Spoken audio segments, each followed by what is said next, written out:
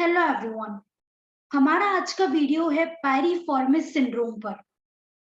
कई बार आपके कूल्हे में दर्द होता है और कूल्हे से नीचे की तरफ दर्द आने लगता है, तो हो सकता है आपको पायरिफॉर्मिस सिंड्रोम है। क्योंकि पायरिफॉर्मिस सिंड्रोम का दर्द कमर से नहीं आता, हमारे कूल्हे के हिस्से से आता है, वहां से शुरू होता है और नीचे तक आता है, हमारे जांघों तक, हमारे पैरों की उंगलियों तक। तो हम शुरू करते हैं पायरिफॉर्मिस सिंड्रोम क्या होता है। इससे पहले हम बात करेंगे पायरिफॉर्मिस मसल क्या होती है, शियाटिका का क्या है इसका रोल इसमें। तो चलिए शुरू करते हैं। तो पायरिफॉर्मिस सिंड्रोम एक तरह की नसों से संबंधित और मांसपेशियों से संबंधित दिक्कत है, जिसमें पेशेंट को पटक वाले हिस्से में यानी कूल्हे वाले हिस्से में दर्द उत्पन्न होता है। और ये दर्द शियाटिक नर्व यानी एक शियाटिक नस होती है, उसके दबने के या उसके इरिटेशन से, उसके इन्फ्लामेशन की वजह से होता है, जिस वजह से पेशेंट को दर्द कूल्हे से लेके पीछे पैरों तक आने लगता है और उसके साथ साथ पेशेंट को झंझनाहट और सूनापन होता है। आमतौर पर ये शियाटिका का लक्षण होता है और शियाटिका का ओरिजिन कमर में मनका दबने के कारण होता है, परंतु शियाटिका का ओरिजिन कमर से ना होके आपके कूल्हे पे के पीछे एक मांसपेशी होती है जिसको पैरिफॉर्मिस कहते हैं, उसके कारण ही होता है।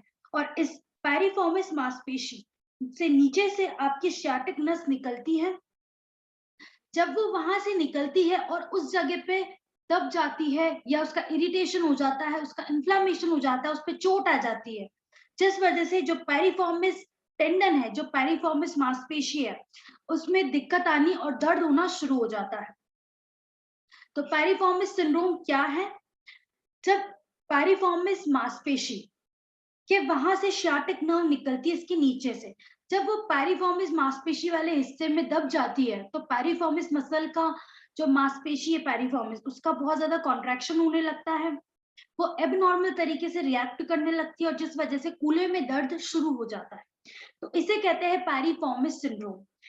पैरिफॉर्मिस सिंड्रोम आमतौर पर 40 से 60 वर्ष के लोगों में देखी गई है और महिलाओं में ज्यादा देखने को मिलती है पुरुषों के मुकाबले। तो पहले शियाटिक नर्व के बारे में बात करते हैं। शियाटिक नर्व जो है, शियाटिक नस, ये हमारे पैरिफॉर्मिस मसल के नीचे के हिस्से से निकलती है। और जो हमारा पैरिफॉर्मिस मांसपेशी है वो एक फ्लैट और बेंड लाइक मसल होती है। ये एक त्रिकोण शेप की, ट्रायंगुलर शेप की मसल होती है जो हमारे बटक वाले पोर्शन में कूल्हे के जोड़ की ऊपरी ओर पाई जाती है। साथ ही साथ ये मांसपेशी हमें चलने फिरने में मदद करती है क्योंकि ये कूल्हे के जोड़ को स्टेबल करती है और साथ ही हमारे जांघों के हिस्से को बाहर की तरफ घुमाती है, यानी एक्सटर्नल रोटेट करती है हमारे कूल्हे को। तो हमारे कूल्हे को, हमारी जांघों को बाहर की तरफ घुमाती है, रोटेट करती है, एक्सटर्नल रोटेट करती है। तो इसका काम है एक्सटर्नल रोटेशन हिप का।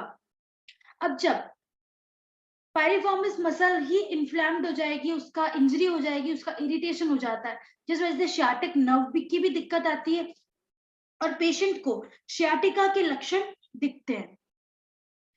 तो पायरिफॉर्मिस मांसपेशी के बारे में हम बात करते हैं। तो हमने बात करी एक तरह का फ्लैट और बेंड लाइक मांसपेशी, ट्रायंगुलर शेप की होती है। ये स्टेबल करती है हमारे कूल्हे के जोड़ को।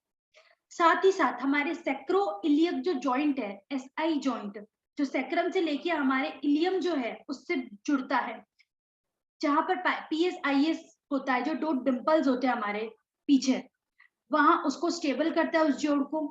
फिर ये स्टेबल करने के साथ साथ हमारे जांघों के हिस्सों को बाहर की तरफ भी घुमाता है। तो ये पैरिफॉर्मिस मांसपेशी हमारे बटक वाले हिस्से में पाई जाती है, जैसे आप डायग्राम में देख सकते हैं। ये सेक्रम से शुरू होती है, यानी पेल्विस में सेक्रम से शुरू होती है और कूल्हे की हड्डी में बाहर की तरफ जो ट्रोकेंटर होता है, ग्रेटर ट्रोकेंटर, वहां जाके इंसर्ट होती है। अब जब जो भी रनर्स और जंपर्स होते हैं जो ओवर वर्क करते हैं, तो ये मांसपेशी भी उनके साथ ओवर वर्क करती है, जिस वजह से इसका बार बार इरिटेशन होना, इंजरी होना स्वाभाविक है। तो इसका 3 काम होता है। एक तो रोटेट करना हमारे हिप को, यानी हमारे कूल्हे को, जांघों को बाहर की तरफ रोटेट करना, एक्सटर्नल रोटेशन। जब हम बैलेंस बनने की कोशिश करते हैं, यानी एक पैर पे खड़े होते हैं, एक पैर हवा में होता है, तो उसका काम ये पायरिफॉर्मिस मांसपेशी करता है, यानी जब हम अपने बॉडी वेट को एक पैर से दूसरे पैर पर ट्रांसफर करते हैं और बैलेंस को मेंटेन कर पाते हैं, तो इसका काम है पायरिफॉर्मिस मसल का। और उसके साथ साथ ये हमारे पेल्विस वाले हिस्से को, हमारे पेल्विक रीजन को भी स्टेबिलिटी देता है। अब पायरिफॉर्मिस सिंड्रोम किन कारणों की वजह से होता है?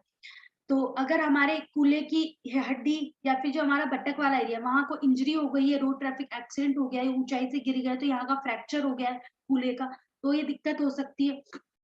या फिर जो ये मांसपेशी है, इसकी बहुत ज्यादा हाइपरट्रॉफी हो गई है, ये बहुत ज्यादा इंक्रीज हो गई है, इसका मास बहुत ज्यादा।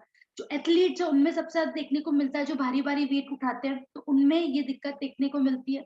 जो लोग लंबे समय तक बैठे रहते हैं या लंबे समय तक खड़े रहते हैं, जैसे टैक्सी ड्राइवर्स, ऑफिस वर्कर्स, या जो बाइसाइकिल चलाते हैं, जो भी, जो लोग लंबे समय तक खड़े रहते हैं, लोग लंबे समय तक बैठे रहते हैं, उनको पायरिफॉर्मिस सिंड्रोम हो सकता है। अब पायरिफॉर्मिस मांसपेशी की जब ये दिक्कत आती है, सिंड्रोम जो होता है, तो ये सियाटिका के लक्षण भी इसमें देखने को मिलते हैं, यानी कूल्हे से दर्द शुरू होता है और पीछे जांघों से लेके नीचे तक दर्द शुरू होने के साथ साथ उंगलियों तक झंझनाहट और सूनापन और सुई चुभती है, वैसा महसूस होता है पेशेंट को। एकदम पेश जब उसके साथ जब एकदम ट्विस्ट हो जाता है, कोई भी एक्टिविटी हम स्पोर्ट्स में कर रहे हैं, जैसे रनिंग कर रहे हैं, एकदम जंप कर रहे हैं, या फिर चलते चलते एकदम जंप कर रहे हैं, तो एकदम जब हमारा कूल्हे का जोड़ ट्विस्ट हो जाता है, मुड़ जाता है, तो ये दिक्कत आ सकती है। जब हम ऊंचाई से गिर गए हैं, बुरी तरीके से गिरे हैं, तब ये दिक्कत आ सकती है।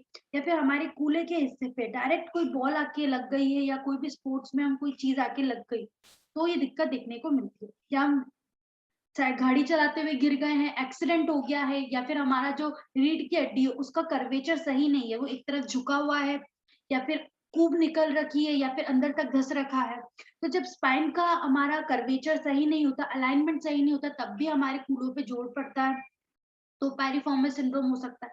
जब हमारा एक पैर ऊपर होता है और एक पैर नीचे होता है, यानी दोनों पैरों की जो लेंथ है वो इक्वल नहीं होती, बराबर नहीं होती, तो भी दिक्कत देखने को मिलती है। जो लोग लंबे समय तक बैठे रहते हैं, जो लोग बैठते हैं और पीछे अपने वॉलेट रखते हैं, जो पुरुष लोग हैं वो अपने पीछे की तरफ जेब में वॉलेट रखते हैं, यानी पर्स रखते हैं, तो उनको क्या होता है, ये दिक्कत बार बार आती है, क्योंकि हमारे कूला के हिस्से में वही दर्द होता है, यानी पायरिफॉर्मिस मसल का दर्द वही होता है, तो इसलिए तब इनको ये दिक्कत हो सकती है।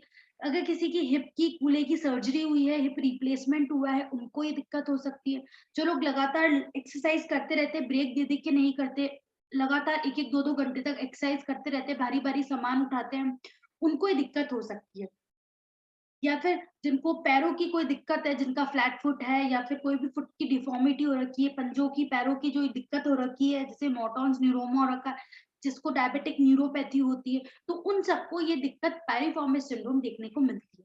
तो ये हमने बात करी पायरिफॉर्मिस सिंड्रोम क्या होता है और पायरिफॉर्मिस सिंड्रोम किन कारणों की वजह से होता है।